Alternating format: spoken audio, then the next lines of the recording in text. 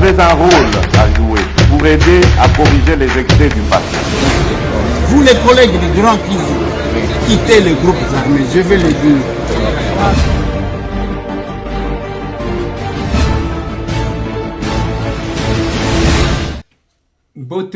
Bote lisusu bandeko nanga bino bandeko oyangai masolona député tokomi samedi 11 février 2023 mukolo na yebisaki bino que plusieurs manifestations devraient se tenir na UK na Irlande na adresse owana na yebisaki bino que eza esika ya kokutana.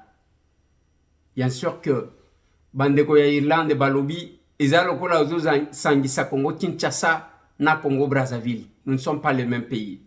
Masolona député tolobaki pe que échange patriotique ya kafu kafu. Ezo salema comme d'habitude. Nous sommes sur Kabinda 102.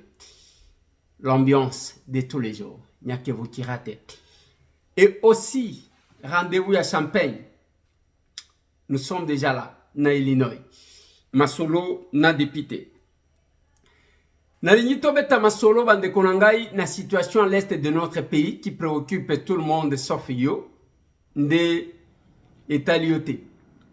Yozo luka banani bazo swana nani okofinga nani. Kengo wa dondo donnera au moins son analyse beaucoup comprendre que l'histoire ne fait que se répéter. Masolona député gouverneur à Bandundu cherche maintenant à se justifier. Mais il est en train de s'enfoncer. Masolo na député. Masolo na député bandeko eza cette actualité. Baboyi Tata Simo Kimbangu Tiangani akende Brazzaville. Eza ya solo to ya lokuta tokolanda et Jean Jomi Dongala. Et je vais vous donner aussi un autre son de cloche. C'est dans ces numéros. De bas. Ba M23 Makamuna Bango et Sila sous Kabila. Félix Ndemto Sekwisi yangu. Ya solo to ya lokuta. Je vais vous mettre un reportage. Il y a pas un média congolais parce que Batouba Koloba. Il y a média Moussousou. Et Kokako rappelé Bisso. Qu'est-ce qui se passe? C'est une embuscade tendue par les ADF.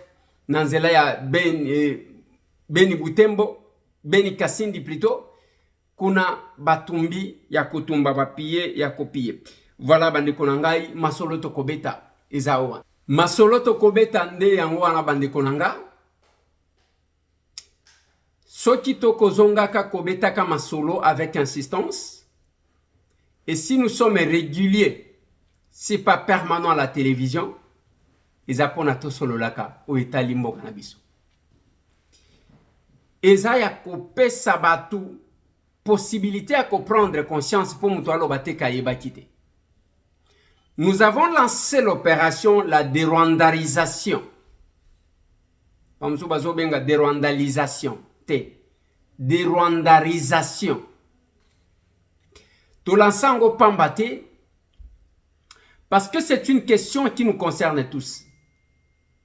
Ce qui te résoudre le problème au été, solution causalate. Dans l'histoire de notre pays, bandeko wana babongama babandiko kota par vague. Ezana vague ya Seria Bisengimana. Ezana vague eyekoya oyo yaba AFDEL. Ezana vague yaba RCD oyo aboti CNDP boti M23 ainsi de suite. Mais ce qui te longoli bao batiana katite on sera toujours fragile. Vous devez vous poser la question bandeko. Ba oyo bakati si bakekuna balobi toko kati kozalate bisika bako boma bandeko na biso et pensez que bazali ko pesa info témoignage malamu pona ko zwa raison nzokande bazali ko mifunda. Et l'histoire ezali ko se répéter. C'est comme ça que je suis tombé sur cette vidéo de Léon Kengo. Peut-être que vous autres lango menalina la bino yango. Sur la question ya ba Rwandais sur le sol congolais, boyoka nenga zo pesa réflexion makanisi azo retracer histoire ndenge salemak tangu bayak vague au ya 1994. Comment j'ai mal géré la situation de réfugiés. Nous devons dépasser les petites divisions internes et nous mettre ensemble. Je décide avec mon gouvernement que tous les réfugiés devaient quitter le territoire de mon pays au plus tard le 31 décembre 1995, le 31 décembre 1995, et que le président Mobutu me dit, ce n'est pas comme ça, prends une position contraire, et je reçois de la communauté internationale le secrétaire général des Nations Unies, Boutros Ghali, le sous-secrétaire d'État, Georges Mousse, le directeur pour Afrique, Rochero de la Sabrière, pour me dire, écoutez, non, il faut suivre la voie du président, il ne faut pas vous opposer au président sur ces chapitres.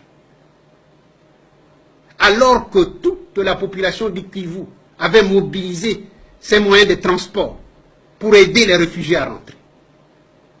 La vérité, c'est que la communauté internationale ne voulait pas, alors que la même communauté internationale, par 2 résolutions du Conseil de sécurité, a voté le déploiement des forces multinationales qui devaient constituer les couloirs de sécurité pour permettre aux réfugiés de rentrer dans leur pays dans la paix et la dignité.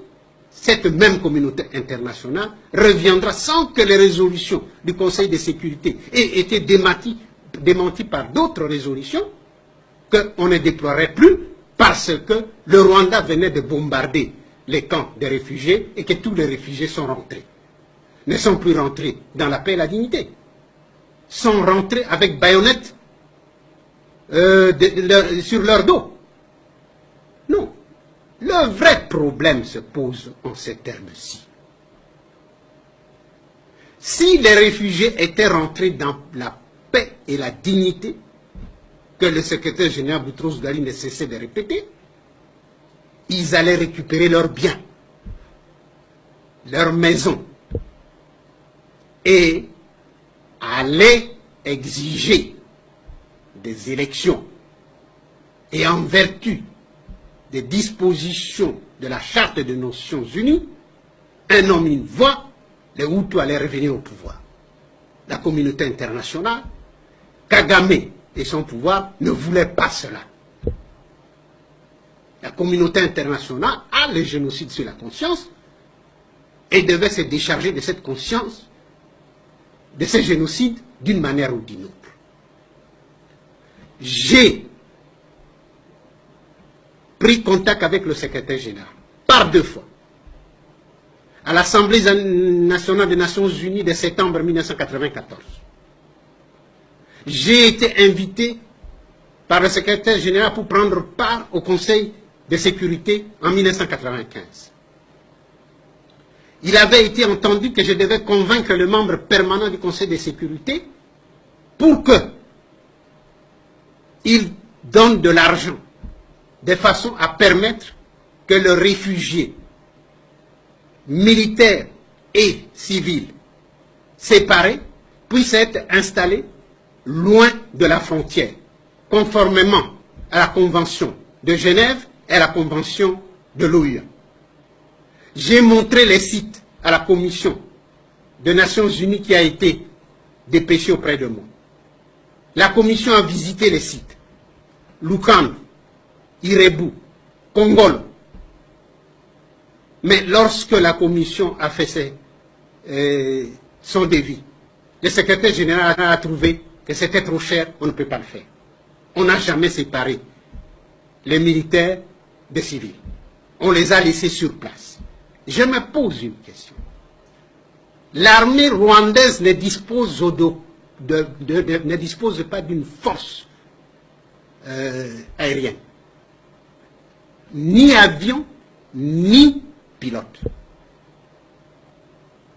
Avec quoi a-t-on bombardé les camps des réfugiés? Qui a bombardé? Je sais qui a bombardé. Le moment n'est pas venu. Je sais qui a bombardé. Le moment n'est pas venu. Mais je renvoie ceux qui m'écouteront aujourd'hui de lire le livre de Bernard Debré, Le retour du Mwami. Il est révélateur. Voilà.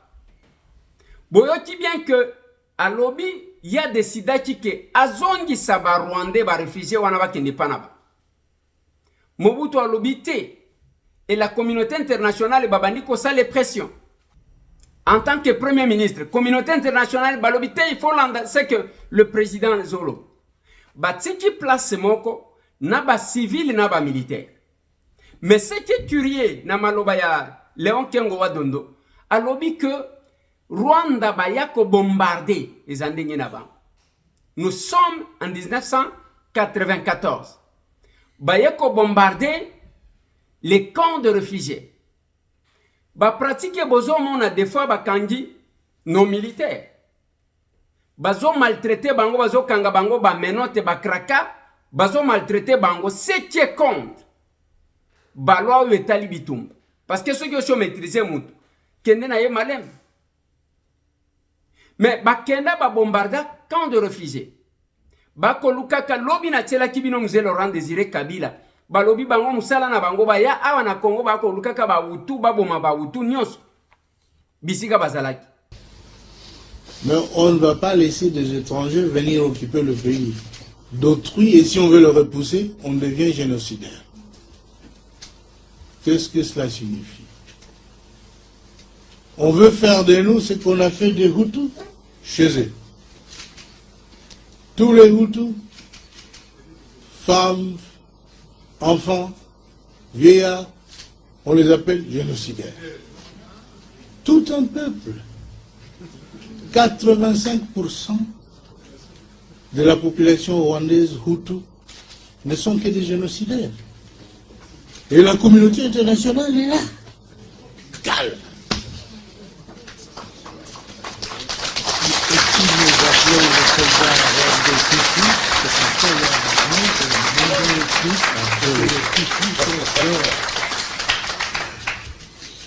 Oui, naturellement.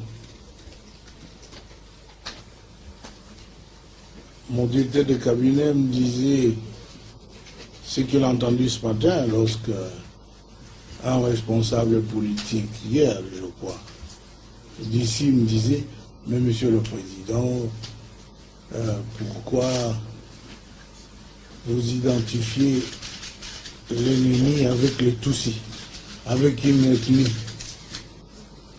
Mais au Rwanda ne vient qu'une seule armée monoethnique, composée de Tutsis. Comment allez-vous les appeler? Il dit, trouvez-moi les noms qu'il faut donner à l'armée des Tutsis. Il n'a pas eu de réponse. On n'identifie pas l'ennemi avec une ethnie. Mais quand une ethnie constitue une armée, mais c'est l'armée de cette ethnie-là. Et comment va-t-on les appeler? En tout cas, les Hutus ne sont pas dedans.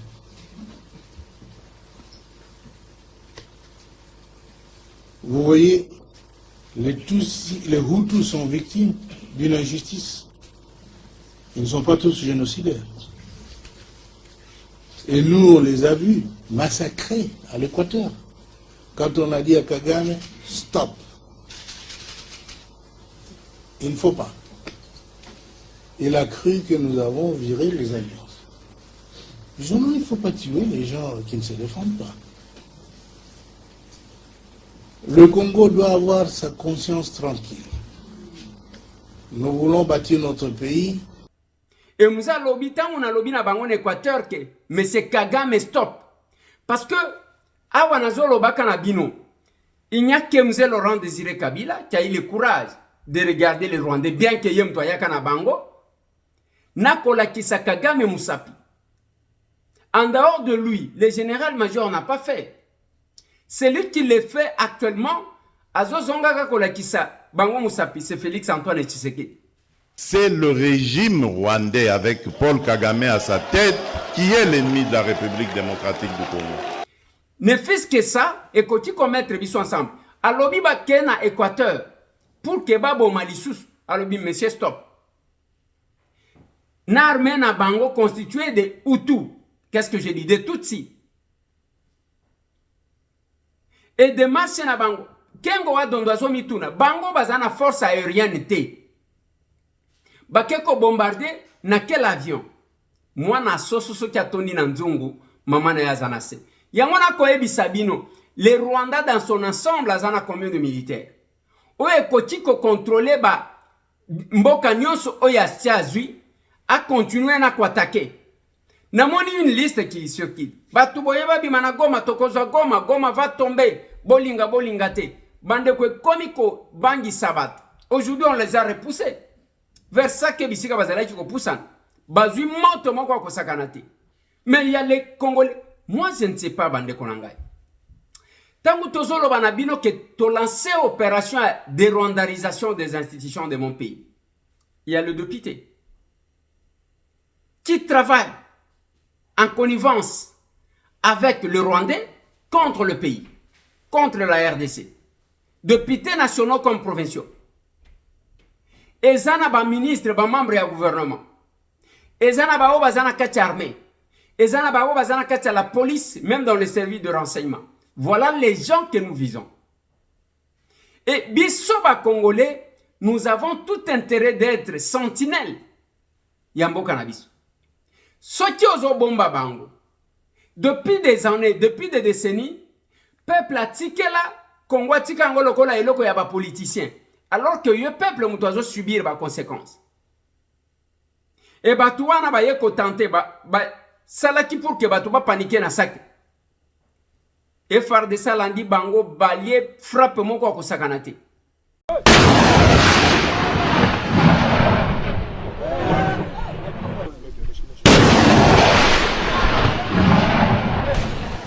Depuis le week-end dernier, les terroristes rwandais du M23 cherchent les passages pour occuper la ville de Goma, mais sans suite. La journée de mardi était un calvaire pour les sujets de Paul Kagame. Ces rebelles, après leur échec à Karenga, ont foncé vers la vallée surplombant le pâturage de Kilolirwe avec une tentative d'arriver à Sake. Malheureusement, ils se sont heurtés au fait des forces armées de la République démocratique du Congo où ils ont pris fuite vers les parcs nationaux de Virunga. L'armée loyaliste n'a pas hésité de les pourchasser par le feu.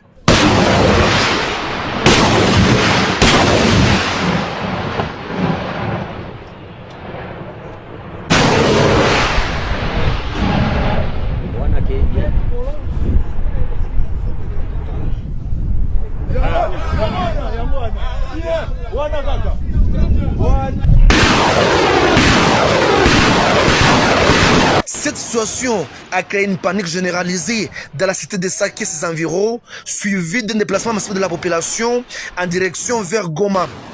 À présent, sur la ligne de front entre les FARDC et les M23 dans les Massissi, signalent les entités de Kimoka, Kilolirwe, Karuba, Kingi, Mouchake et Rubaya sous occupation de l'armée loyaliste.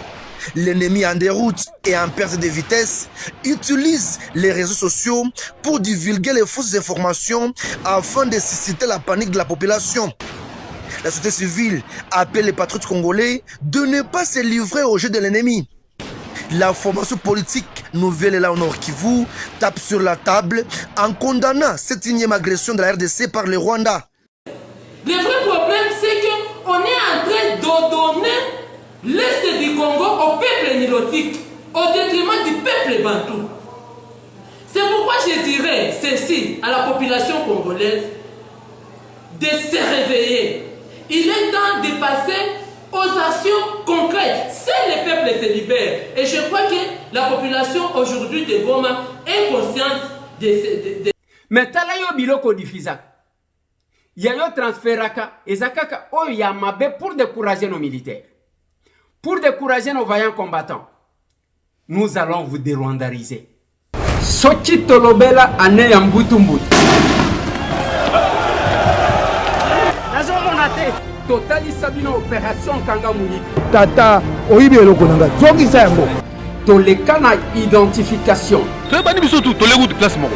Pona mbula oyo Et ça, il y a des rwandarisation de la RDC. Mais on ne va pas laisser des étrangers venir occuper le pays d'autrui et si on veut le repousser, on devient génocidaire. Le problème aujourd'hui de l'insécurité dans la région des Grands Lacs s'appelle le Rwanda. C'est le Congo qui a des terres à récupérer au Rwanda et non le contraire. Bakor Basigna. Des ministres de la Défense congolais et rwandais. Ils signent un accord. Ils ont hypothéqué notre souveraineté. Les deux parties conviennent de ce que les armées rwandaises peuvent entrer au Congo et surveiller les 9 frontières. Système est abattu, en place. Batu bakolongolango pesa abattu. Système wana oyekota uta AFDL, système wana na kodeboulone yango. Ba Rwandais, ba complice na bango, ba oba memaka na bango. Mpula oyo, il faut te délivrer mboka na biso. Nous disons qu'ils puissent rentrer chez eux. Ezala babatama na politique, ezala babatama na armée. 2 espions rwandais agissant sous la couverture d'une ONG. Ezala babatama na business et tona ba ONG. C'est une association qui est basée aux États-Unis, finance justement ce groupe armé dans l'Est. Nous allons rwandariser notre pays. Je dénonce cette énième agression dont mon pays est victime de la part de son voisin le Rwanda. Et la communauté internationale est là. Calme. Pourquoi Tolobaka na bino tozaba capable.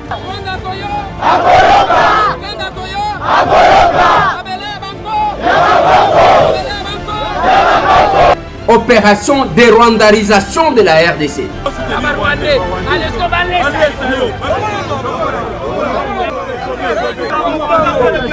Bokoyoka. Il faut qu'on délivre votre modèle loin. Et tout ce qui passe dans le média, même au nom de l'opposition qui tient des propos mokoboy, Bobo Mbakaba vidéo, ce sont les personnes que le peuple devrait sanctionner. Parce que Nangonganeti Oyo, des mots collaborateurs, qu'est-ce que dit? Collabore Oyo Batouba prononcer sans le savoir. Et Bimak.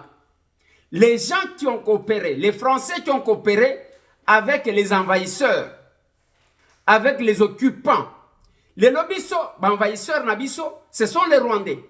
Mais quand les gens défendent les Rwandais, Balingi Bapesa Bango raison. Allez-y comprendre. Ce sont les gens qui méritent la sanction quoi makasi et dans d'autres pays, bakokati qu'on méritait pendaison. Ce ne sont pas les gens qui vous font des bruits. Moussala na bango ezaya ko décourager quand même ceux qui font l'effort. Kofinga kabatu. Pona kosala ba buzz. Bazolu kaka kosala buzz même nesika kosala te. Soki Goma les a touchés. Soki Kichang les a touchés. Soki Kiwanza les a touchés. Bisika nyonso toi les a touchés, c'est Kinshasa qu'on a touché. Le jour que vous allez comprendre ça, vous prendrez les choses au sérieux. Et ça makambo bozo salate pendant que vos frères meurent. Bandeko na bino bazana kachambangu na bazamba. Bino ko binaka kolobaka soki okoti na réseaux sociaux yo musala na yo ko finga bat. Bao bazachi ko kene na beni. Na Kasindi. Mutu kamoko et koi na Mbiska. Et on sait comment ça s'est fait. Balobi ce sont les ADF. Bapiye biloko batumbi mutuka. Na suka suka nango. Allez, bakamati nzela baki. Nous connaissons leurs pratiques. Et ça se fait avec la complicité à Batobele. Moutoua Kolobawa na Félix Epona Nina Lidiko déclaré Bitumba te. A ko déclaré Bitumba avec quelle armée? Yaba Oyo Bazo Katisa. Moutoua Zolo Banayona Zalaki commandant 83e régiment, ce qui régiment, ce qui ni. Bango Bayebi, Bamakamuna Bango. Mais à Katisi qui Bazo Boma Bande Konanga. Tumetoka kwa FARDC, yani singeweza tumika na FARDC wakati wananyanyasa wa ndugu zetu, wakati wanaua wa ndugu zetu, wakati hawatupatie valeur. Nilivyowaambia mbele, niliwaambia kama nilikuwa komanda 83e secteur Mushaki adjoint, lakini wakanibagua, wakanitosha kwenye fonction, wakanitosha ukazi juu ya ubaguzi. Et le cas de marchandise na bangweza la kaya que nous sommes une tribu minoritaire. Nasina lobi na bino ce qui mutu na discours wana za congolais te tuna bien. Tselanga carte wana. Balobaki il faut mutu na mutu apona atalisa ya yeko le zawad. Nakacha carte wana. Les gens qui cherchent à être là. Et vos frères meurent na complicité ya bande komokobo. Qui tire le dividende? Voilà pourquoi Bisoto lancé la dérwandarisation. Na d'institution na mboka na biso. Il faut bozala ekenge. Bosala keba. Bomoni mutu fo mouvement vous dénoncer. Tolobite ke bosala yemabe. Bozuye kaka ndenge bazwaki ndeko o na polo ya Paris Saint-Germain. Visite Rwanda. Malembe. Tokosimba molimo na yote. Tokolongola nde poso oyo lati.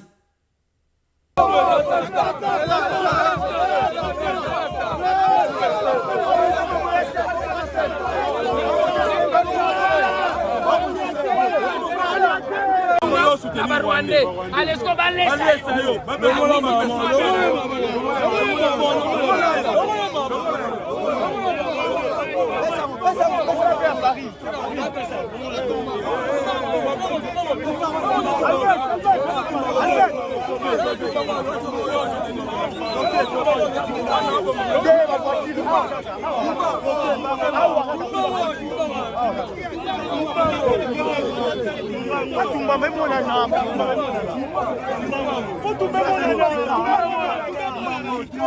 Poso ya ba Rwandais, il faut kolongola yang. Ceux qui travaillent contre nous, il faut kolongola yang. Ceux qui osent la Congolais, olinga qui ont travaillé contre le Congo. Je crois ceux qui va côté langa extrait wana chef de l'état tango alobaki ke Banyamulenge bazaba Congolais. Abakisa ke lokomoko. Alobina yambaka bango. Na lobina bango que bakasayen bazwa ba problème na Katanga. Ba équatorien bazwa ba problème na rive ya mzee. Mais jamais bakamata manduki babandi ko boma bande ko na bango. Boni bino soki bozaba Congolais musala na bino ko bomaka bato. Lengana lingina loba boye. Banyamulenge bazali ba Congolais. Totika koinana kati na biso. Oyoka ngai. Oyoka. Bato wana babanda des générations et des générations. Ezali lokola bino awa. Ovandi na mboka bapaya oyo. Ozwi nationalité. Bakomi koboyela bino parce que bouta Afrique. Non. Eloko wana toboya yango. Alors, ngana bengaka ba communauté ya Banyamulenge. Na yebisi bango boy. Na lobi bino bozali koloba ke baza kolakisa bino mosapi boza ba étranger. Bozwaka exemple ya bakasayen. Ngai na bakiseli bino pe exemple ya bandeko na biso Équateur. Ezala bakasayen, ezala bandeko na biso Équateur, ba régime o eleka na mboka na biso enyokola bango. Mais jamais boyoka que l'Équateur to na Kasai bato bamemi mandoki babundisa ekolo. Donc bokeba na likambo oyo nazali koyoka colonel ya mapinga bazali kolongwa na armée nationale bakende exil pour baya ko attaquer Congo. Soki bosali ndenge wana botiki bandeko na bino basala ndenge wana, alors wana bokopesa raison na batoyo batlakisaka bino misapi ke bozali ba Congolais. C'est la chose. Retenez, il y a eu plusieurs accords, en commençant par l'accord de Lemera, article 4, Oyo, Ezolobake, il fallait qu'il va passer à 300 km. Nabatouane, article 7, et le que ba Congolais, et ba Rwandais, ba Kokati, ba Oba Koma na Congo avant 1960, ba Okati Koma ba Congolais automatiquement. C'est parmi les accords. Oyo bisona opération, processus et dérwandarisation, ce qui veut dire que c'est une session extraordinaire. Et ça a que revisiter tous les accords militaires qui ont été signés. Il faut total moko to longola. Et bah oh besoin mana bazo katsa bako bana kotima kaka moko ndenge bazo tima wana parce que Mzee Laurent Désiré Kabila loba alobi ministre y affaires étrangères, ministre en fonction, ministre Mobimba Kimi, ministre aux gestion en insécurité. Mais votre armée est là pour vous sécuriser, monsieur. Aux en insécurité, pourquoi? Et voilà les gens qui sont là. Voilà les gens qui sont dans l'armée.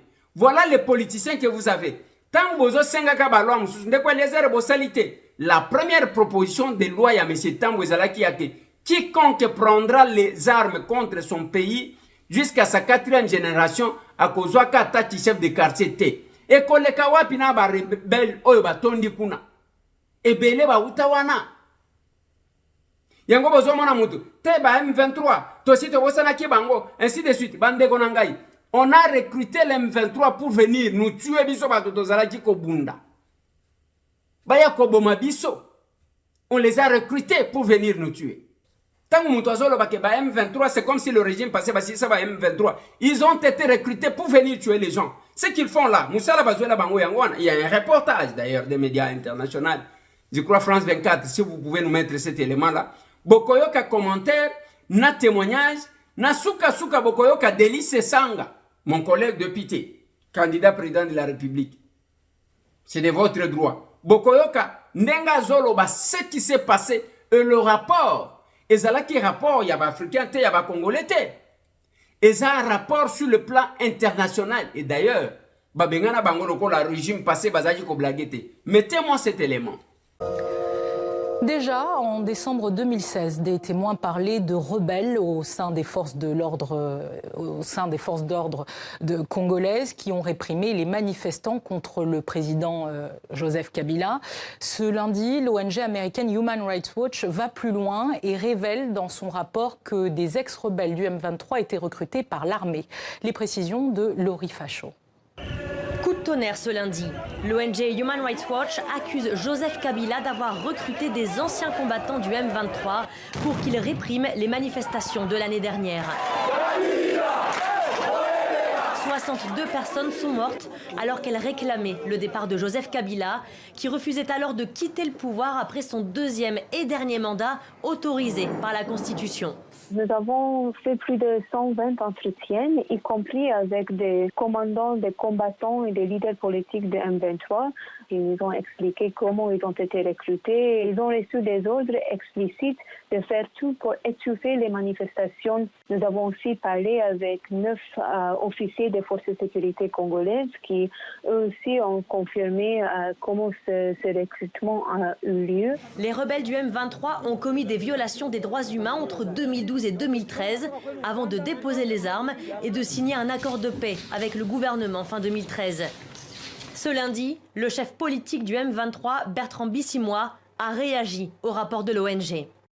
Concernant le rapport de Human Rights Watch, nous précisons que le gouvernement de RDC a saboté la mise en œuvre des déclarations de Nairobi pour recruter clandestinement quelques déserteurs et indisciplinés radiés du M23 pour des activités que nous ignorons. Les combattants du M23 ont été recrutés alors qu'ils étaient exilés en Ouganda et au Rwanda, selon l'ONG. Voici le témoignage de 2 d'entre eux.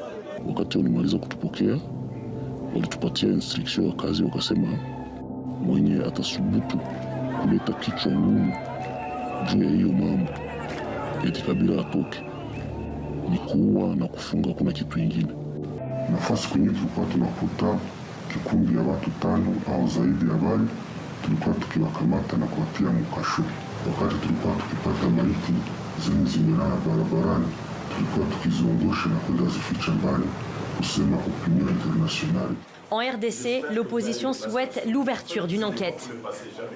Nous sommes donc surpris et préoccupés par les affirmations contenues dans le rapport de Human Rights Watch et qui méritent d'être approfondie par une enquête indépendante pour établir clairement la chaîne des responsabilités dans ce type de recours où l'ordre de tuer est donné à des forces qui agissent dans le cadre du maintien de l'ordre. Le ministre congolais de la Défense réfute ce rapport. Il estime que l'ONG ne devrait plus opérer en République démocratique du Congo. Voilà.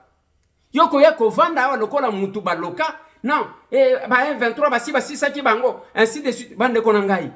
Pourquoi on peut oublier nama comme je comprends. Bao bazoya. Ba kuya ndenge tozo benga ba.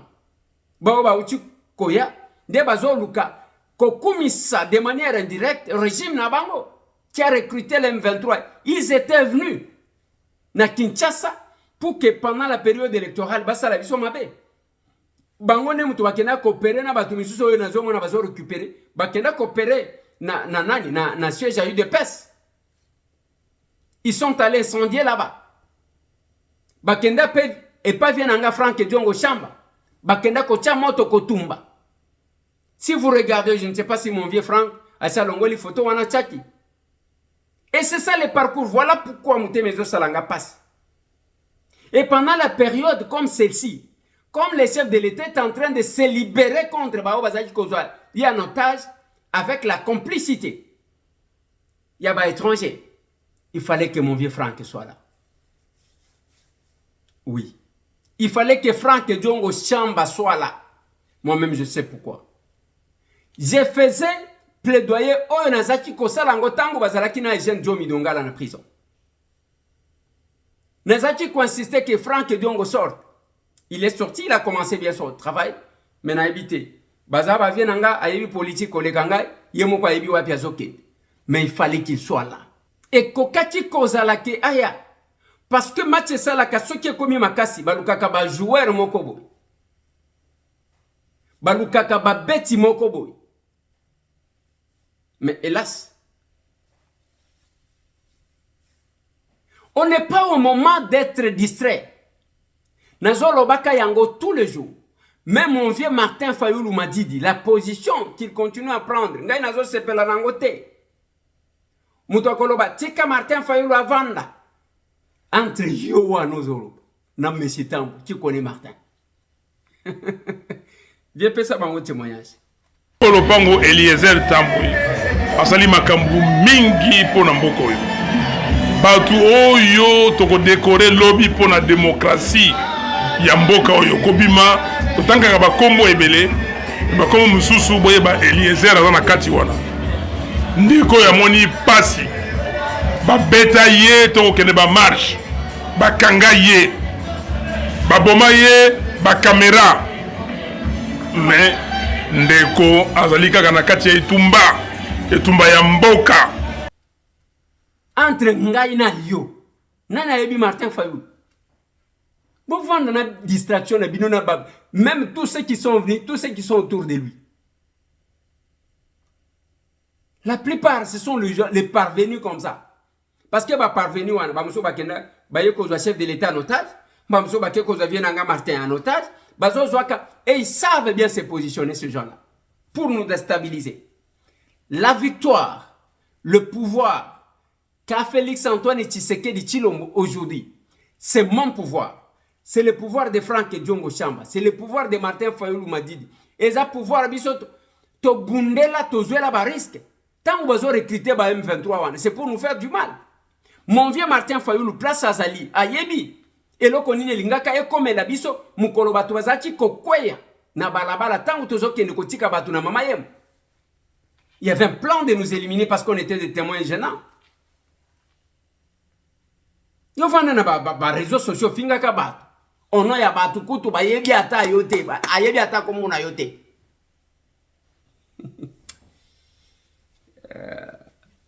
Et la politique que les gens font, c'est ça. Il faut qu'on bomisse à batu pour qu'elle se retrouve. Et vous allez trouver quelqu'un qui dit et les RP a comme une partie politique. Mais papa, je peux dire nako beta tolo na lobby parmi les partis Oyo dont on parle en RDC, c'est l'action commune pour la République. Et nouveau vent. Tant que vous avez un Cléboa. Tumbolibino, Cléboa. Tous les capables. Cléboa. Merci. Et ça pas mbaté. Parce que c'est le parti où batu bazana mbongo te, bazana ba poste te, où batu bakolanda, mais le parti qui traîne les foules, le monde. Siège à parti, place les athées à Gotia Lokolo. Oui, nous sommes capables, oui, nous sommes unis, oui, nous sommes en action. Oui, nous sommes capables, oui, nous sommes unis. Oui, nous sommes en action assez. Oui, nous sommes capables. Yo kokoka koloba dérwandarisation te parce que yo za de mèche na bango. Oyebi bisika bo uta bo hebi ndenge nini bo beta. Ebele baza incapable. Peuple siko a rêvé bango. Incapable de regarder les Rwandais qui nous font du mal. On ne parle pas du peuple rwandais pour que ce sont des xénophobes. Non, c'est faux. Du Rupo aza italien de père et de mère, azala qui premier ministre na Belgique, a salé la Belgique et Moussala. Obama, azala qui est un afro-américain, il a servi les États-Unis d'Amérique. Cécile Keng, azala qui ministre en Europe ou en Italie, jusqu'à ce qu'elle a commis de pitié. Elle a servi l'Italie, elle a servi l'Union européenne. Va servir d'intérêt moussouté. Mais vous, quand vous travaillez contre le Congo et vous voulez que nous puissions vous applaudir, nous devons quitter la distraction. Yango président Bossoloba, chers collègues, quittez les groupes armés. Bino, nous allons vous délivrer. Vous, les collègues du Grand Kivu, quittez les groupes armés, je vais le dire. Namonao, viens en Jean Jomi Donga. Abimi ya Kotomboka. On a interdit Tata Simon Kimbangu Tiangani Akatisa Congo Brazzaville. Mettez-moi son image et on va essayer de commenter. Nous venons avec tristesse dénoncer l'événement malheureux qui s'est produit hier, 8 février 2023, au beach de Kinshasa. Le chef spirituel de l'église Kimbangis, son éminence, Papa Simon Kimbangu Kiangani, devrait se rendre à Brazzaville sur invitation du président Denis Sassou Nguesso et des fidèles de Brazzaville qui l'attendaient au beach de Brazzaville. Et nous avons été surpris d'apprendre une triste nouvelle, c'est-à-dire l'interdiction qui a été donnée au chef spirituel de l'église kimbangiste de pouvoir vaguer librement à ses occupations en se rendant à Brazzaville. C'est pourquoi, en tant que notable Congo, en tant que leader politique Congo, en tant que leader politique national de ces pays, nous dénonçons cela énergiquement et nous attirons l'attention du chef de l'État garant des institutions et des bons fonctionnements de notre pays, de toutes les institutions. À ce titre-là, il doit trouver une solution rapidement quant à cette question et essayer de remédier à cette situation vraiment néfaste par rapport à l'image des services de sécurité quant à ce digne fils du pays qu'est son éminence Simon Kimbangu Kiangana, qui devrait librement se rendre à Brazzaville, à qui on a empêché la sortie du pays sans un motif préalablement notifié, sans une raison apparente, sans vraiment autre forme de procès. On lui a dit simplement de ne pas voyager et de rentrer chez lui. Donc cela vraiment nous a indignés énormément. Et nous sommes vraiment touchés dans notre amour propre pour ce pays, le combat que nous avons mené d'établir un état de droit dans ce pays, et nous déplorons ce genre d'ajustement. Nous attirons et nous appelons le chef de l'État en tant que garant de la nation de prendre toutes les mesures nécessaires pour remédier à cette situation néfaste qui ternit l'image de notre pays, qui ternit l'image de la mission que nous avons récit de notre leader Maximo Etienne Tshisekedi Wamulumba de bâtir un état de droit. Et cela n'est plus le droit. Donc nous exigeons à ce qu'il y ait réparation quant à ce qui s'est passé, pourvu que l'image du chef spirituel soit lavée de cet affront, afin que justice soit rétablie quant à ses droits. Voilà. Tango na moni vie Eugène Diomi. Est-ce qu'on peut faire ça? Na régime ya Félix, est-ce qu'on peut l'empêcher? Pourquoi on l'empêcherait? Pourquoi on l'empêcherait? Est-ce qu'il y a un problème? Est-ce que le problème est zali? Pourquoi empêcher? Pourquoi? Na luki na moni yangote. Na kamati ima na tindeli bandeko ya DGM. Na lobi, qu'est-ce qui s'est passé? À la minute. Balobi ezalo kutande kwa Eliezer. Ezana batu balingi basala ba buzz na ba. Tata Simon Kimbangu Tiangani azaki kokene na Brazzaville. Mais ce qui s'est passé, c'est que le problème est côté na bisote. Yazo voyagé na plus de 200 personnes. Talaka niveau na yako kende ye mon côté. Azo kende ba invité. Mais kuna les services à immigration à Congo Brazzaville ne bazalaki kozelisa parce que il fallait que basa la sûre. Il y a que si c'est les 200 personnes bazo kende baza autorisé à kokende kuna, ce n'est pas du côté de la RDC. Ba image wana bozo mona nazo tiela bino ya bateau ngate mtu nazui. Ce sont les agents de la DGM batali sibiso ke ye wana zo embarquer azo kende. Voilà la version que j'ai eue. Mais qu'est-ce qui a fait que mon vieux Eugène Djomi a matayo kakanda ya makasi?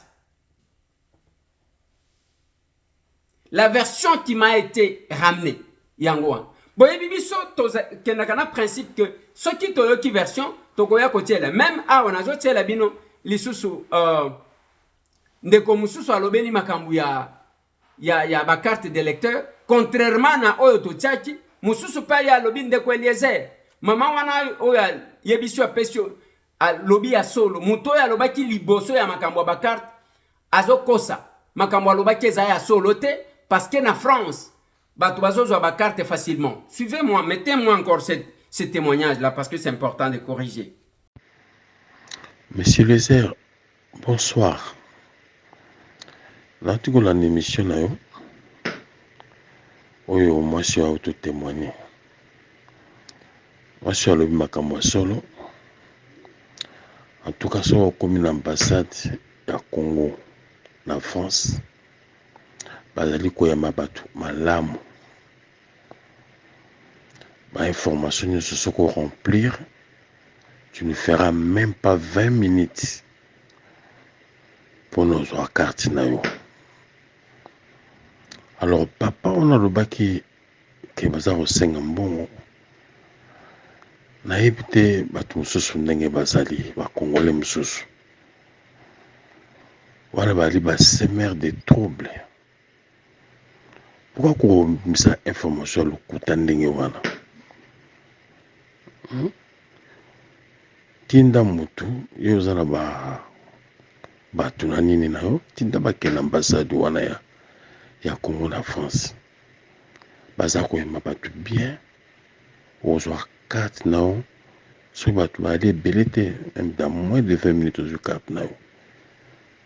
Ba travailleurs baza même ko s'ennuyer parce qu'il y a pas de monde. Boya lo akonomisa information lo kutandenge wana afani ne pekarabo abitika tina information. Alors ba insensé il faut que le belara bango. So ko le beli batani wana te ba continuer toujours ko sala mabe. Ya zo mona zo sala malamu. Il faut que le belara bango. Information na ezali fausse. Akene na ambassade te. Alingaka kabayeba kalobi baza mutalu kuta ba semer de troubles bangwana ba témoigner parce que ngana zala ikuna na kena carte na ngai ya séjour na kena passeport na ngai na tu carte na ngai électeur. Voilà, c'est tout. Merci. Voilà. Mais comment quelqu'un vous pouvez vous mettre seulement au Kamati Audio et à Lokuta Otindi? Si tout le monde vous contredit. Bazote Kabakart. Bazote Kabakart, on a combien? On ne sait pas. Tout le monde vous contredit. Et pourquoi vous nous avez envoyé cet audio? C'est juste pour se distraire? Ou bien il y a peu qui bazo bete la yoli solo? Mais non. Voilà les témoignages. Voilà les témoignages. Bande konangai tochela kibino image. Audio. Audio wana j'ai cherché à vérifier parce que mkolona yokaka audio wana mbala liboso j'ai douté qu'un gouverneur pouvait dire ça. Après vérification me dit non de quoi les airs. Eza authentique c'est le gouverneur Yakwilu. Comme on a ceux qui Willy Bilo Kwanewa. Balobi c'est Willy là. Ezambala libosote alobaka lobaka yango. Et chaque fois que ba démarche même ça les makake ba destituer ye okomona ba parrain na ye o bazaka na Kinshasa on les protège. Et le monsieur a continué avec toujours Charles. Bokoyo kazotuna c'est jazo yamba téléphone te est-ce que abandi ko luka d'un côté ko justifier de l'autre côté il n'y a pas de crime parfait. Mettez-moi ces audios-là, cet audio-là, il y a Sikatoko Kakoyoka. Excellence, monsieur le gouverneur. Richard, oui. Ma solo to solo na yo ozi ango tili ango panzi ango nanan.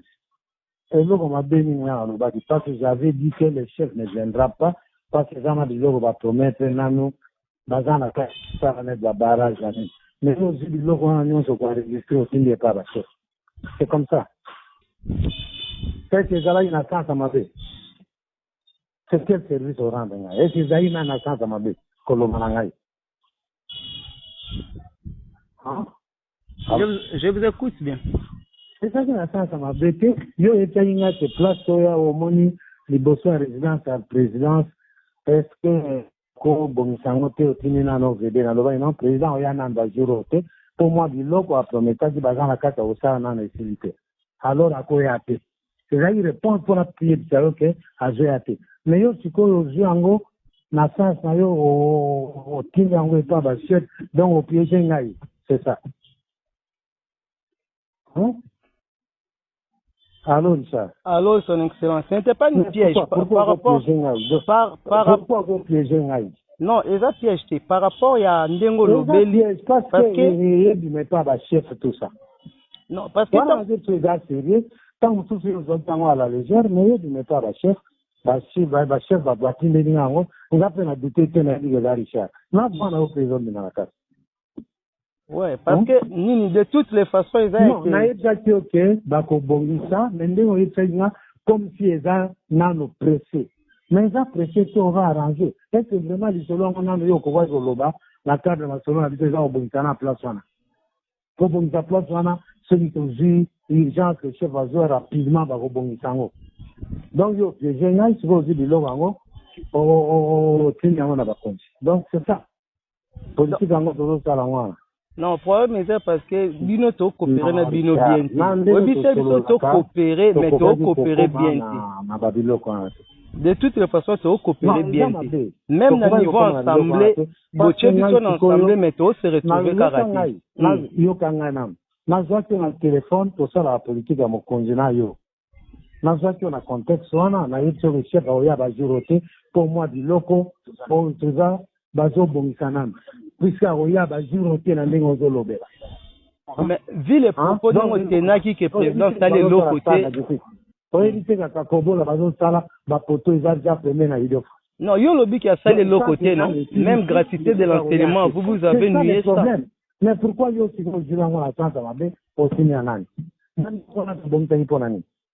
Quand yo nié tandis que yo nous a représenté chef de l'État. Non, non, non. Au moins, tout ça, la politique à mon conjoint, yo mon dit très bien que moi je travaille avec le président, plus jamais nous allons contre le régime en place. Mais yo que je vais avoir orientation contraire na wana. Donc au piège nga ils a battu la tendance. Non, na piégé aussi. Il n'est pas mutu musuzu batana batinde pas piège, président piège ya tendance. C'est pas correct. C'est pas bien que Richard il faut changer de wana. Au moins il va tant mostala union to sali na yo. Siko zo ke chango place. Richard. Non, préfère discuter en face de Soko. Pardon? Non, c'est préfère discuter en face de Soko. Nazo ga bien te? Nako c'est préfère sur la en face tango koya. Non, mais il faut nano ko expliquer bateau tindela ki audio wana, ezaki na chance wana te na lobela ki. Problème ezaki di loko za en cours, président goya lelo te pour ma kata go sala. Alors bon, yo ok, mais mango kuna kitoko te hein. Au monde désormais, ce que bien na bando yamba souté donc là kitoko te. Non, moi j'ai vite compris que tu collaborer avec kitoko te parce que nous sommes promettre biso, aux autres à la langue au tindi biso dans l'assemblée kuna. Bapesa biso mbongo te bazopesa bato musu mbongo biso bapesa biso te bosali eloko te Serge azolia mbongo na biso bosali eloko te bato nyonso na assemblée ba agent bazofinga mokonza mboka ke batinda mbongo te yokana ekomi Serge azolia mbongo na yo tout ça nga moke na zoka na pesa pour aussi na précité pas tout le monde si malade yo moko mona ki tokutana ki te vraiment je suis malade oyebi yango bien si kona zoloba bazobina na za bien. Alors, mais au fond, maintenant, on a piège en déngante, aussi, biloko, Faut-il ne pas CG pour dire voilà, gouverneur a contre les jeunes, tout. Alors que c'est faux. Ouais, Richard, c'est ça bon. Non, de toutes les façons, on va arranger ça. Pardon, non, il faut y avoir une intention nanga ezaki wana te. Nga problème nanga ezalaki ke chef akoya nano te po biloko eza nano prêté bazona kata kosala. C'est ça le problème. Ok, c'est bon, il n'y a pas de sens yo zeli yango te otimi yango kuna baziango na sens mabe. Kaipo to compter to une campagne na biso na yo. Ko yo mutu to na campagne des choses sur la biso ke bosali logoté président Olobani devant population akuilo. Ko na minute ana. To Olobani donc veut dire na conseil la contre campagne. Non, eza bongo te. Eza bongo te. Na loba réponse eza par rapport à Koya. Yo dit bâtiment chef Koya va être chef à dans 2-3 jours. Hein? Yo était dit le chef à dans 2-3 jours. On a dit politicien zanga dans 2-3 jours Oya te pour biloko a promettre des gens à 4 bazana 4 kosala. Na ça to Olobani non, na loba ide et toujours sa campagne na yo chef à saler l'autre. Ouais, je vois normalement que les deux versions différentes. Apparemment. Le charbon aussi. Ok, c'est excellent. Je vais arranger ça. Dès que vous avez, je préférerais qu'on se... Tu comprends mon problème. Comprendre vraiment très bien. Puisque il y a un Agoya dans 2-3 jours. C'est pourquoi on a checké on a dit non, Agoya, c'est parce que ma campagne n'a pas de facilité. Dans 2-3 jours, Agoya, c'est les gens pour la campagne. Et puis, pour la campagne, on a la salle des années. Et bon, on a dit que ma poteau karaté, ils ont comme un idiot. Stade, va nous s'en agiter des années. Il y a un stade agité. Mais il y a la province. C'est pourquoi on a dit que il faut peut-être 2, 3, 4 mois sous ça. C'est pourquoi on a dit qu'il y a moins d'un mois à Royat. C'est ça le problème. Ok, so je vais arranger ça avec CG. Je vais pas causer. Je vais causer encore. Nazo solennel, il sous ka yo katia na obenga CG. Non, on a le dit. Les gens na édition donc on a dit pour avoir plus. Nazo arranger. Puisque Bamakamutsu sonano facilité. Pas dans la carte de Sala. C'est dans ce sens-là. Mais dire que ça pour la campagne, pour campagne ça Makamusu, on dit au mot de ça les années. On dit au mot de ça les années. Kuna dans la carte de Sala. Maintenant les facilités c'est que pour yana yego d'avant. Non, c'est ça. Bon, merci. Ok, merci. Bande Konanga. C'est ça l'union sacrée. Je travaille, je suis dans la vision du chef de l'État. Baza est belé ba gouverneur ndengwana oto eba ka ba paré na bangote. Ba paré na bango batamu la kana ba photo. Tala moi je suis avec les chefs hein. Moi je suis avec les chefs. Et c'est ça. Na yebisa kibino na lobby, ba propos ya modèle 1. Ceux qui bazo constituer, bazo composer gouvernement, on tient compte ya géopolitique. Na kwilu eza na gouvernement central bazakat un vice-ministre qui vient nanga Godard Moutemon eza na ministre pro le président de la République Nana Azaya Kwilu ozana Didier Manzenga azawana azalaki na transport et voie de communication azawana donc okokuta bango ke baza 4. Mais si vous ne faites pas quelque chose et que bozo salaka biloko neti mususu ya lobaki message ya kolekisaka na cesse que azo memela epa baluba muchoko aza muchoko muyaka ko voter muchoko te na cesse le message il faut passer yango wana akobongisa kuna epa na bango aya kobongisa awa te donc moto na moto azobongisa esika na ye azwa siège wana ole participer na biso tokende bureau ole participer na biso bayaka ekende ko participer na baloba esika okake ko s'affilier donc voilà message pour sengeli ko faire passer azo memele pa balou. Voilà, ce sont les gens qui ne sont pas convaincus. Yango na lobi na bino nyoso bozo mona c'est rien. Oui bako kendo komona batutu nous soutenons le chef de l'État ainsi de Naloba na bino moko alobi nanga Eliezer tu dois clarifier ta position na vita. Yo tu vois, tala bato FCC o makila peut perdre M23 bassin DPO. Hein? Tala bato FCC o CNDP M23. Yo ko ya ko tunanga avec l'opportunisme o bozana ngo. Bokende bozana ba parole na bino na ba service tout ce que vous voulez.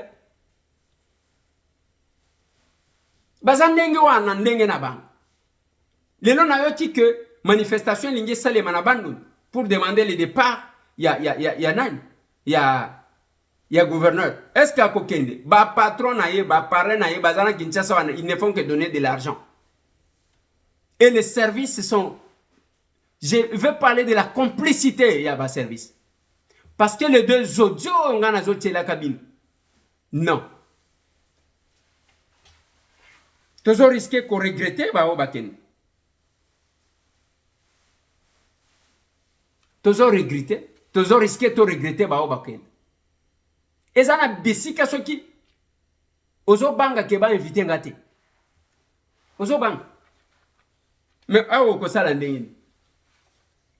Et ce sont ces politiciens là nde bolinga ki biso to keneka tozo sala ka ba courbette. Nous connaissons bande konangai en dehors ya moi kotanga muke totanga science politique mais toyebi quand même nous sommes députés pendant 4 ans tozana bango tozo mona bango ebele banchor bandoki parce que la politique ce n'est pas ça koluka yomo kaka ozwaka soki yote moi si na yobana non c'est pas possible mon Dieu. Voilà pourquoi nous avons mis un cadre à votre disposition, cette formation politique, l'action commune pour la République. Okomo na ndenge zo mata Bujima epai Congo central Matadi Tala Batatawan capable Alpha Zago Mweka epai Kananga epai Kabinda Olobate Kibombo Olobate OK kuna Sud Kivu OK Bukavu OK Olobate Goma okozwa Sake Okolobate dans peu de temps OK na Lubumbashi OK na Likas OK na Kolwezi Kasumbale ça commence à bouger OK na Mweneditu Bandeko. Dans peu de temps nous n'avons que 5 mois que nous venons de totaliser. Tous ces gens qui viennent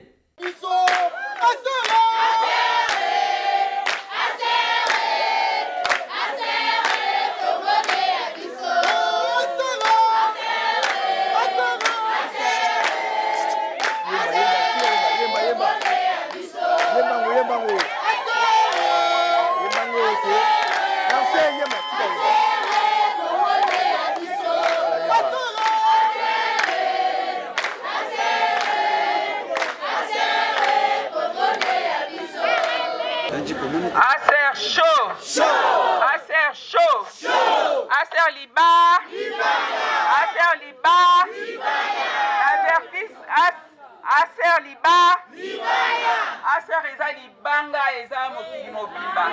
Na sepeli lelo koya epa na bino atanke mama to solo la mukie. Natali Sabino nini eza Acer. Acer ezali action commune pour la République. Et là ici action ya lisanga pona ekolo Acer ezali wana pona batu nyonso tu. Acer ezali mopaya tende yebo lelo na ye nalobaka te naza mopaya te Acer ezalaka koniati makoloye ekomika neti ozala libela na biso na Acer tozala bongo nga na ye awa ko représenter ndeko Eliezer nakanisa boyebi ebino nyingi yende asili ngai mpona ya koimplante cellule ya Acer awa na quartier Vertis. Esengo te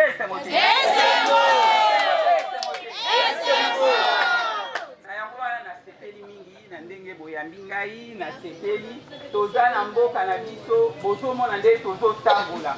Acer eza mpona changement, Acer eza mpona koluka makambo ya sika bilongi ya sika misala ya sika makambo mpe ya sika totamboli mingi na bowumbu bino moko bomoni bomona ngai naza mama mokolo soki na décide lelo kosala politique parce que trop c'est trop bana na biso bazosouffrir bato oyo basalaka misala bokomona bango awa bakoya na maputa bakoya na batriko bakoya na biloko ndenge na ndenge ondima bango te tondima mutu mpo apesi eloko te tondima mutu oyo asi asala soki mbala nsima lere na koya bokomona po bomona anga deja na leka na balabala awa mais boyeba te ke zangai bomona ba velo na ngai lekaka bakoma F Chris na sisa nzala to na sisa te pesa ni sala to na pesa te lelo bomona ba fondation ko bima ebele po to komi pembeni ya campagne bofungola misu bozala mayele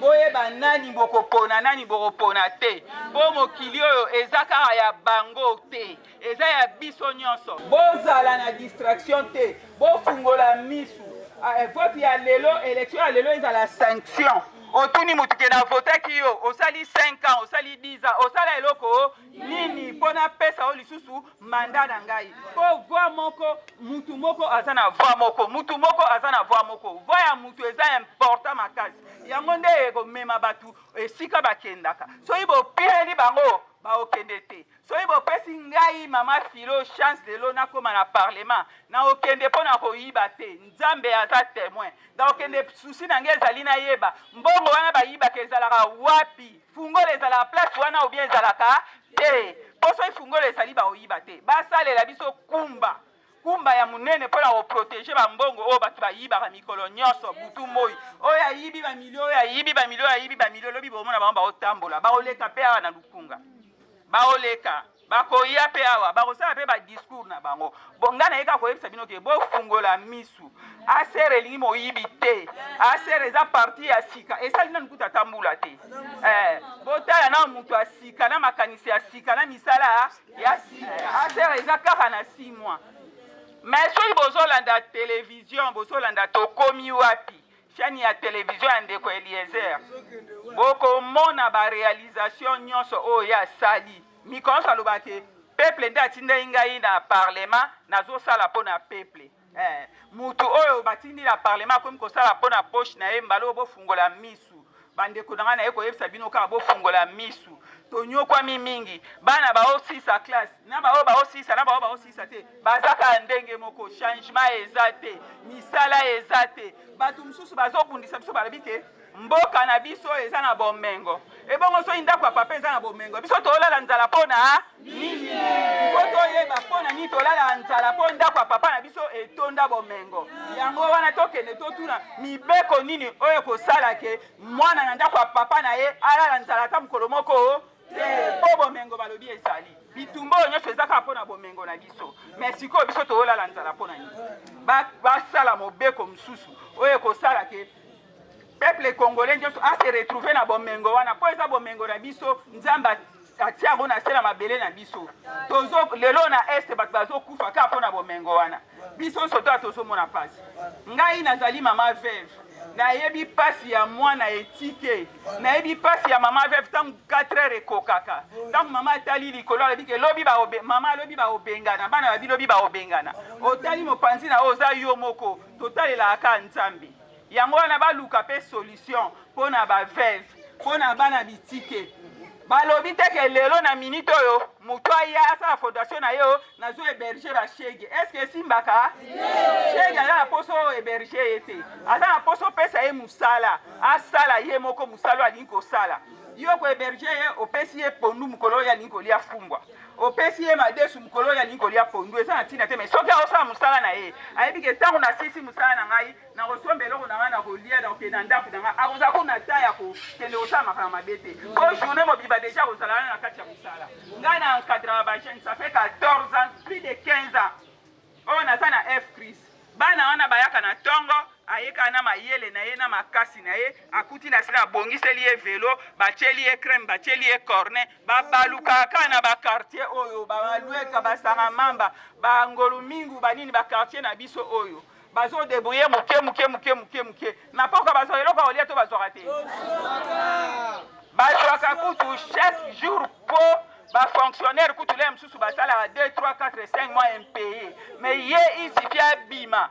soki mbula ederange ye te na pokwa aozanga eloko ya kolia te donc elakisi ke nasi napesaki mosala soki lelo nzambe apesi ngai lisusu makasi apesi ngai makoki na kosala ya koleka mpo na bajeune na biso bajeune bazosouffrir tozokondane bana oyo bazoyiba mais tozosepela te bayiba mais à part ça mpo toyede bango batika koyiba il faut topesa bango misala soki topesi bango misala bakoyiba te bakokoma bato baza na ntango eza pasi toluka topesa bango mosala tokɔta na makanisi ya kosala makambo ya sika oyo pasi ekosila na mboka na biso mboka oyo toza mboka moko bato bamona pasi te na bamboka misusu oyo bazovivre na bomengo na biso bafutaka chômeur bafutaka mwasi veuve bafutaka bana bafutaka classe te bakendaka pamba bayebi ke mwasi veuve ifo na suka sanza azwa salaire azwaka traitement ofele bachômeur avant azwa mosala aza na droit ya kovivre akozwa aza na mwa salaire mo moke bapesaka ye profite ya vivre azobela akenda hôpital ayebi eloko te mais biso na mboka na biso soki obeli ate ozokufa bazoleka oyo na baminganga soki mbongo eza te okokufa kaka wana alors que normalement na serment d'Hippocrate ezalaka soigner nano mutu comme ça soki abiki oyo koreklame mbongo mais ya biso ezalaka bongo te soki okokufa kufa na yo mpo nini osala mbongo te talaka makambo ya bongo mboka boye tokokontinue kaka na bato wana mokie nazalaki nango mpona koyebisa bino yango wana kampani nano ebandi te nayeba omona ngai oyo ntango na koyembala nsima boyeba ke mama asayaki awa tosololaki na ye makambo ya kosolola eza ebele na ye ngonge ekoki nanu te lelo ezalaki namona bino bino mpe bomona ngai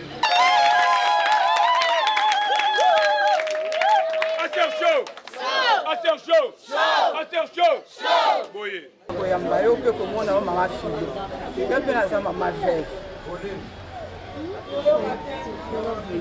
yo mpe naza mama veve nasepeli mingi koya na yo kati na oyo esika na ndenge olobi ke oza kote ya ndeko elezer nasepeli makasi nayebi baevre ya ndeko elezer soki lelo kotelema boye kobima kati na mama ye mo eza mpona ndeko elezer mpona yango nakopesa oyo bavwa na ngai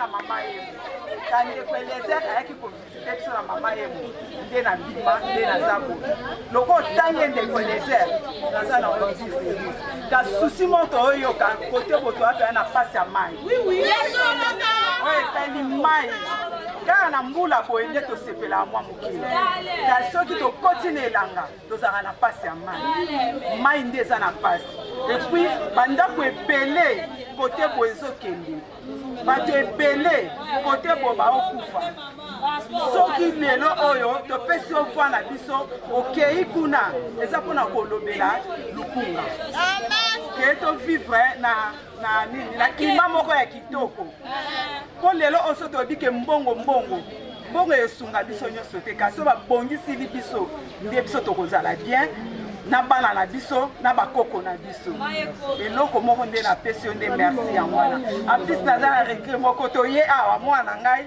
azoki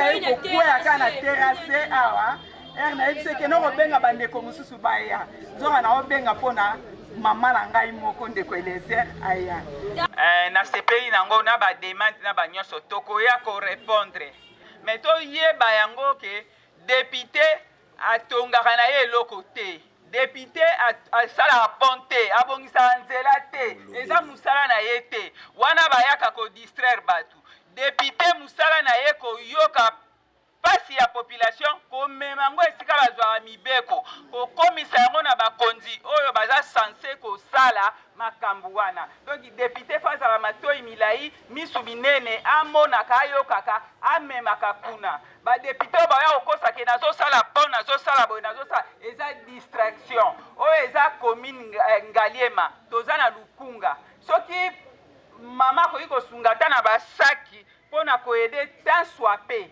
eza te ke mama akoya kolobaki asala pont na kosi na kosala pont soki peut-être nakomi kuna peut-être nakokende na ministère oyo etalaka makambo ya pont na ministère oyo etalaka banzela na ministère oyo etalaka makambo ya social mais kolobaki député asalaka boye eza badistraction oyo totamboli nango bambula ebele yango asera ye mpo tochange bolingo ya pouvoir yango moni bato kaka bango moko wana bazolemba te bazolinga kotika te mpo bayebi eloko nini eza na kati merci beaucoup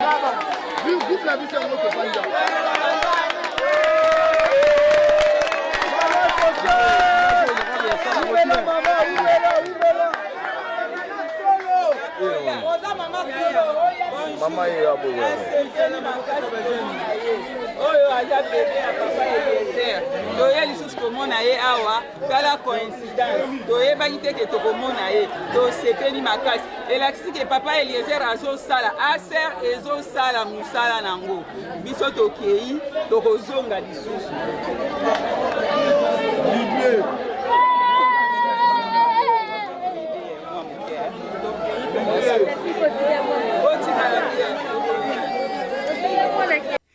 Ce qui ont le nombre de personnes qui viennent de la diaspora et qui adhèrent à l'ACER, il n'y a que vous qui êtes distrait.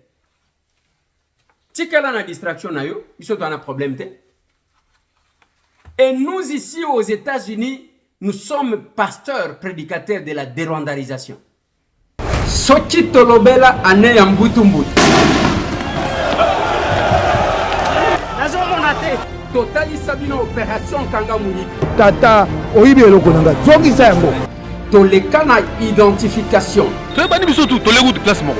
Pona mbula oyo eza ane ya dérwandarisation de la RDC. Mais on ne va pas laisser des étrangers venir occuper le pays d'autrui et si on veut le repousser, on devient génocidaire. Le problème aujourd'hui de l'insécurité dans la région des Grands Lacs s'appelle le Rwanda. C'est le Congo qui a des terres à récupérer au Rwanda et non le contraire.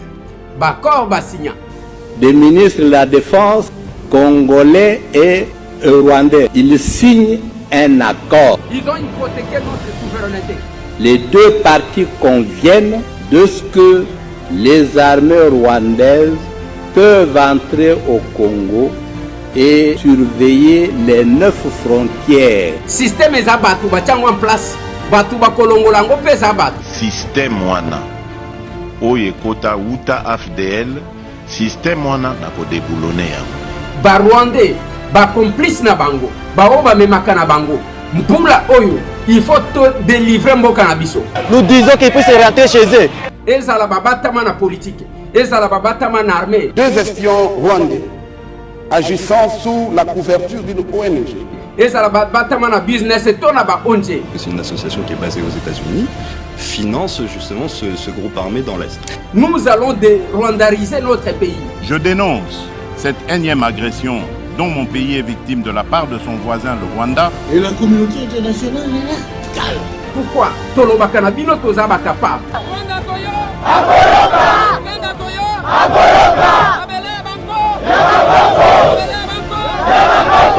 Opération dérwandarisation de la RDC.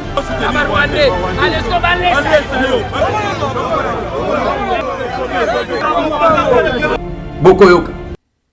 Tobandiangwa. Tokozonga mboka. Nous devons revisiter. Pona oyoka biloko wana il faut kaka na ACER. Yoko tanga bango ndenge nini yo ozaka ka ndenge ozawa.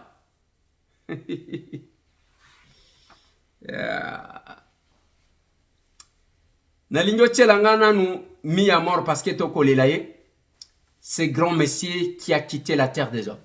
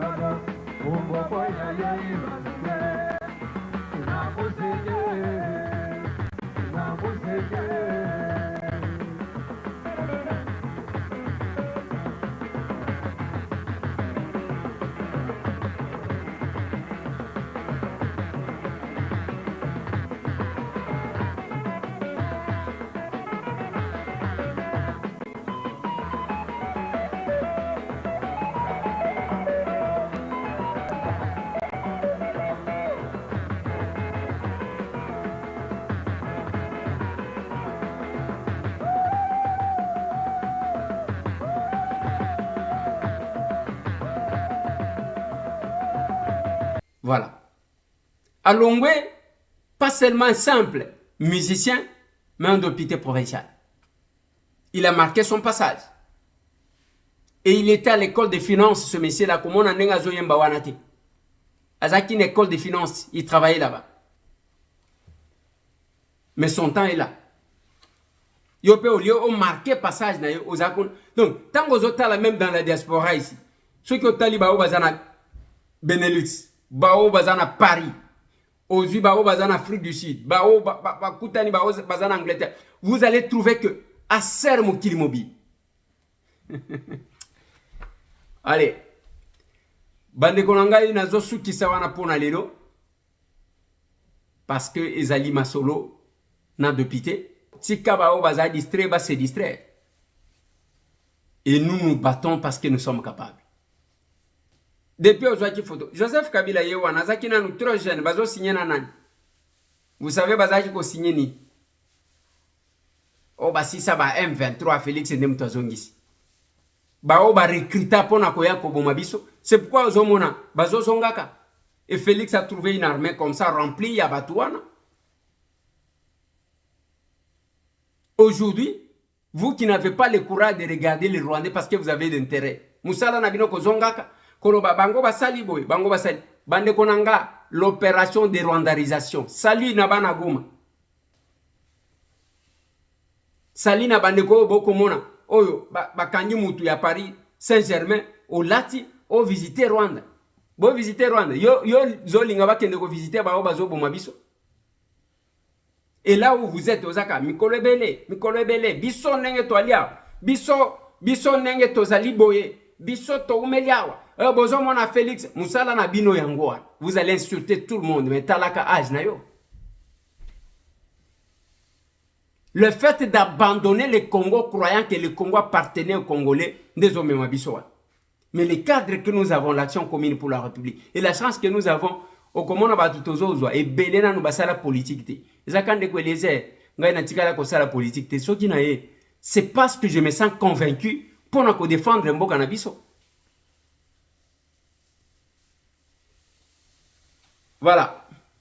Bande konanga nazo suki sawana pona lelo. Tozana posa ya 500 personnes qui peuvent nous aider. Pona mbongo ya ko déposer ba candidature ya ba capable. O ba ko pesa biso minimum $1000 d'ici le mois d'avril. Boko pesa biso. Oko koma kombo na yo, komi kombo na yo, par exemple, monsieur madame Gisèle Mbungu par exemple, okomi na kopesa $1000, numéro ya téléphone nanga yango nazana mboka bo. Okomi on a plus 243 891 515 061 plus 243 891 515 061. Soit bao bazan États-Unis au sali na Kashap au bomoni wana okomi donation. Parce que ceux qui ont commis donation te talaka kaba principe. Kashap yango wana okoti kopesa. On ne veut pas aller faire des courbettes auprès de ceux qui ont touché les sangs. parce que nous avons besoin d'argent, on risque de diluer notre vision. Voilà pourquoi il y a eu ce que je sais. Bango, tous ceux qui avancent comme argument, est-ce que Eliezer, ils ont l'argent là-bas? Est-ce que Bango va kosa la nini? La question n'est pas d'avoir l'argent. La question c'est de savoir mbongo wango zwango nanzelani. Mbongo ya makila. Bozo bomi sabatu pour avoir des fonctions. Moi je vais te faire nommer tel, je vais te faire muto makila. Boko na etona makila. Et ce pays mérite une nouvelle classe politique. Il y a Batoumo Koboy. Le fait que vous voulez abandonner le Congo comme eloko yaba politicien et que vous allez à la conférence de Berlin au Bakabo l'Afrique sans les Africains. Et l'action commune pour la République, c'est les capables. Voilà le plan que vous voyez tous les jours. Les gens se bousculent, partir à ébélité. Nengo zomona wana le samedi salemi nengwan. Lobby okomona batuna batu bazana bakwe. On peut vous balancer les images tous les jours comme ça. Ce n'est pas le moment il y a que toi abandonner le pays entre les mains des politiciens. Celui-là aussi. Et les gens sans moralité. Mais ceux qui ont la moralité, ba bazana éthique, ba yebi ko salela, bomotona bango, ba lingi ko s'engager te. La nature a un rôle du vide. Voilà pourquoi ces gens-là occupent des fonctions que vous devriez occuper. Qu'est-ce qui fait que le ministère, il y a enseignement supérieur et universitaire? Souvent, ce ne sont pas les professeurs. Parce que baza distrait. Mais oui, il y a des médecins. Kaka bango na bango parce que ba yeba makambo. Allez, il y a bino yango tous les médecins. Tokuta ndi susolobi.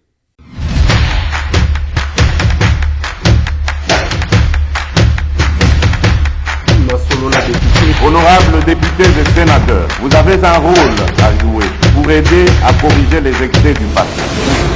Vous les collègues du Grand Kivu, quittez les groupes armés, je vais le dire.